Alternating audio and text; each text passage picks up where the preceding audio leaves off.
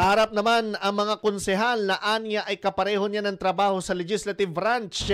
Nagpaalala si Senator Bongo sa mga kapwa niya elected officials na huwag limitahan ang sarili sa paggawa lamang ng batas. Ayon sa senador, kailangan ngayon ng taong bayan ng tulong at harapang pagseserbisyo.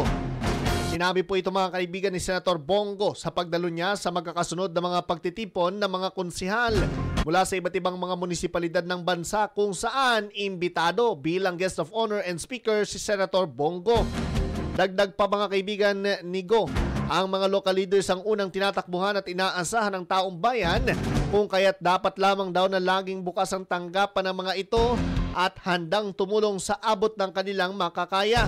Ipinarating naman ng mga elected councilors na nakaharap ng senador ang kanilang buong suporta sa re-election bid ni Senator Bongo para raw maipagpatuloy pa ang serbisyong may malasakit para naman sa mga Pilipino. Huwag po natin limitahan ang ating trabaho bilang mambabatas lamang. Ibaba natin ang serbisyo sa ating mga kababayan, lalong-lalo na po yung mga mahirap nating kababayan. Huwag po natin silang kalimutan.